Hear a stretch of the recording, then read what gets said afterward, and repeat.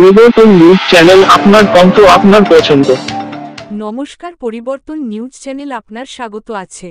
নতুন আপডেট জন্য চ্যানেলকে লাইক, সাবস্ক্রাইব, কমেন্টস করুন। আজকে আপডেট। আজ পূর্ব ভারতের সবচেয়ে বড় বন্ধ্যাত্ব সম্মেলন, বন্ধ্যাত্ব সমাধানের সবচেয়ে বড় conclave east India fertility. East India fertility conclave একটি ইসার বেঙ্গল ইনিশিয়েটিভ। 11 এপ্রিল থেকে 13 এপ্রিল 2025, তাজ সিটি সেন্টার 2, নিউ টাউন। 3 দিনব্যাপী এই কনক্লেভে অনুষ্ঠিত হবে 12টি কর্মশালা, 4 বক্তৃতা এবং 30টি মূল বক্তৃতা। এটি পূর্ব ভারতের সবচেয়ে বড় বন্ধ্যাত্ব সম্মেলন।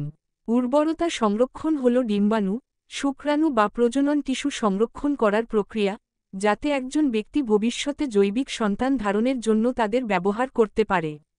এতে অন্তর্ভুক্ত হবে ক্যান্সারের জন্য চিকিৎসা করা ব্যক্তি, এন্ডোমেট্রিওসিস, জরায়ু ফাইব্রয়েড, অটোইমিউন রোগের জন্য চিকিৎসাধীন, এবং যারা বিলম্বে সন্তান ধারণ করতে চান।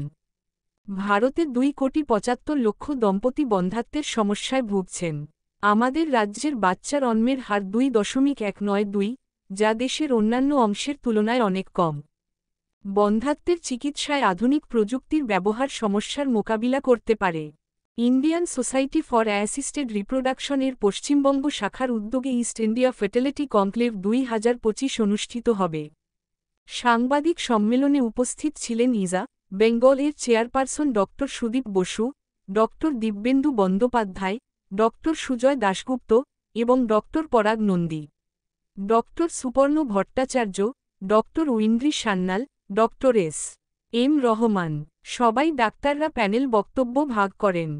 চেয়ারপারসন ইজা Bengal doctor Sudip Basu, doctor Dibyendu Bandyopadhyay, doctor Aindri Sanyal, doctor Sujoy Dasgupta এবং doctor Parag Nandi, Suparna Bhattacharya, doctor Aindri Sanyal, doctor M Rahman.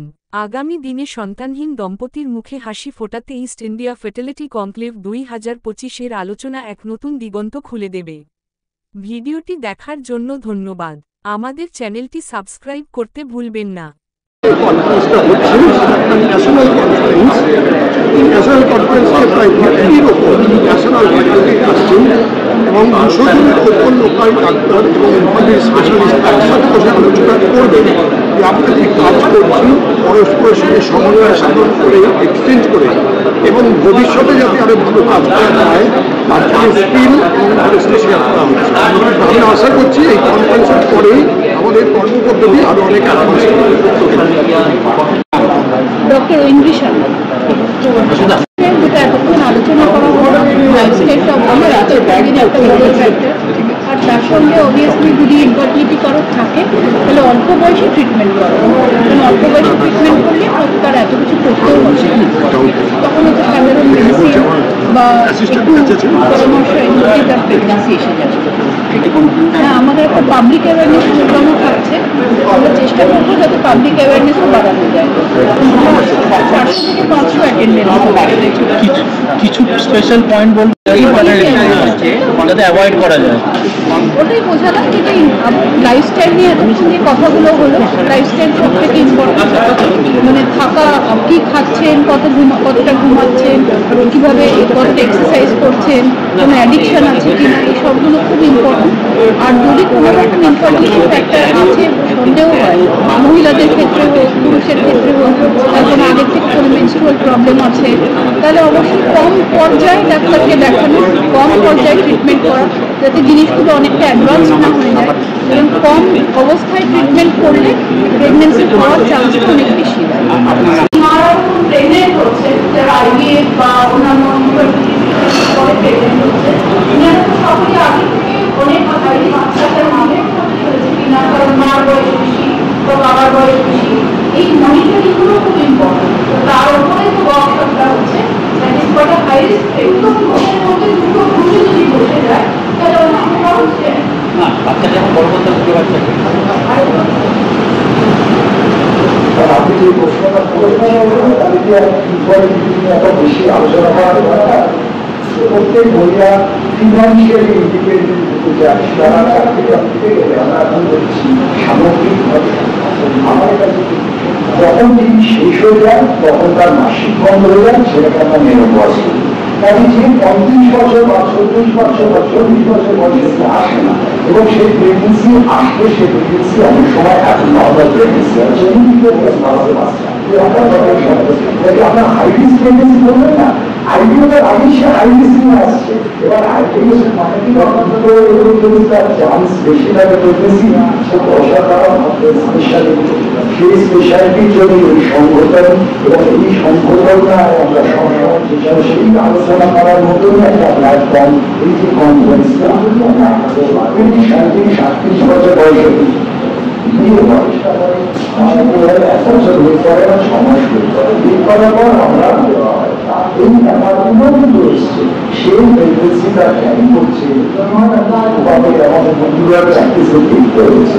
এই বয়সটা আমেরিকায় গেল 5 বছরের জন্য, তার বয়স 28, সে বললো আমি 28 বছরের দিন চলে যেতে যাবে, আমরা সেখানে সেই দিনটা ইউটিলাইজ করতে পারে, তাহলে মনে রাখতে হবে এই প্রেগনেন্সি কিন্তু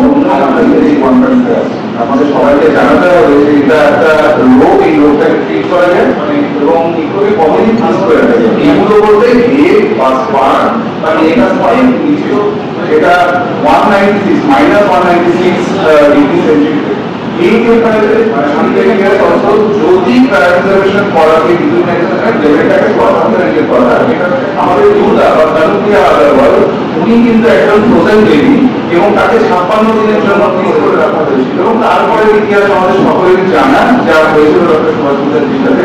কিন্তু আমরা সেই মুখার্জি দুর্গা আর এই স্টিমুলেটর সাইকেলে যেমন অনেক শরীর আছে, কারণ আমি অনেক কেক তৈরি করছি, তার জন্য একটা অসুবিধার দিক হচ্ছে ওই মাল্টিপল প্রেগনেন্সি।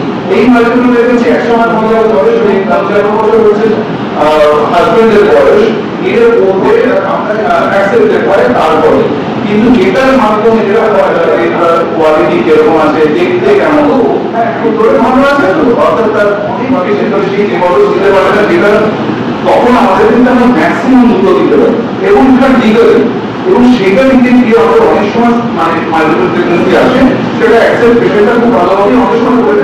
আমরা এই কনফারেন্সে এই সমস্ত বিষয়গুলোকে নিয়ে আলোচনা করবো, এই আর্টিফিশিয়াল ইন্টেলিজেন্স, টিজিটি কিভাবে রাইসিং করা হয়, রাইসিংকে আরো কিভাবে ভালো করা যায়, সেই পদ্ধতিগুলো কিভাবে আরেকটা অ্যাডভান্স এমব্রায়োলজির উপরে, যেটাতে আমরা যেগুলোকে নিয়ে অনেক সময় আসছে এমব্রায়োলজিস্ট যারা সারা ভারতবর্ষে প্র্যাকটিস করছেন, আমরা ওখানে এগুলো নিয়ে আলোচনা করে ভবিষ্যতে যাতে আমরা অনেক এরা সার্জারি ভালোভাবে সেখানে জন্মায়, তার জন্য আমরা যে প্রচেষ্টা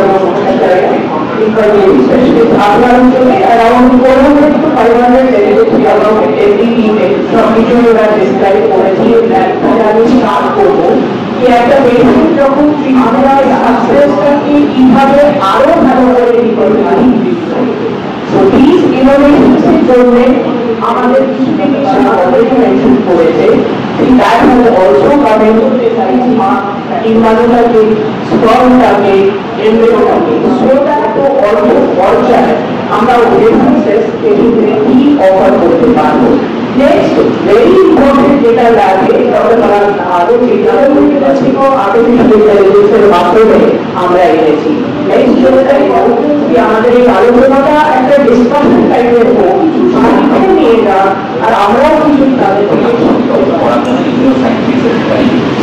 আমার আগে বক্তারা সবাই বললেন যে আমরা এই দুদিনের যে কনফারেন্স তাতে দেশের বিভিন্ন জায়গা থেকে বিভিন্ন ডাক্তার এবং ইন্ডাস্ট্রিস্ট আসছে, যাতে আমরা নিজেদের পেশেন্টের ট্রিটমেন্টটাকে আরো উন্নত করা, আরো বেশি সাকসেস দেওয়া, যাতে কম খরচ এবং কম সময়ের মধ্যে যেন তারা আমরা পেশেন্টদেরকে যেন একটু সমস্যা হচ্ছে আমাদের দেশে যেখানে ক্যান্সার ট্রিটমেন্ট নয়, এখানে বন্ধাত্মকে চিকিৎসা অনেক ইনস্ট্রুমেন্ট এসেছে, এবং আমি যতদূর জানি সেটা হচ্ছে যে প্রচুর বেশ কয়েক হাজার আমরা ওয়েটিং লিস্টে লিখে বসে আছি। সমস্যা হচ্ছে এই আইডিপি ইনস্টিটিউটের ভীষণ কস্টলি, তাদের কোনো সেটা করে যেখানে এখনো 1 থেকে 1.5 লাখ টাকার মধ্যে আইডিএফ কমপ্লিট হয়েছে। আপনাদের এবারে একটা কথা কিন্তু কোনো অংশিক কথা একটা ধরছে তারা ট্রিটমেন্ট করতে এসেছিল, সেখানে আইডিএফ সাকসেস দিতে যায় সেই সেন্টারে তারা বিশ্বাস করতে ভুলে গেছে আজকে ফ্রি কিন্তু তখন তারা দেখলো যে আমাদের এক্সারসাইজ করছেন, তার জীবনের স্ট্রেস কতটা, এই সব কিছুর উপর পলিসিস্টিক ওভারিটা জেনেটিক প্রবলেম, কিন্তু এই জেনেটিক প্রবলেমটা তার মধ্যে কতটা সন্তান না হওয়ার প্রবলেমটাও হয়, কিন্তু যেটা ভালো দিক সেটা হচ্ছে যে অন্যান্যগুলোর মধ্যে পলিসিস্টিক বাড়বে তা 9টা থেকে 3টে।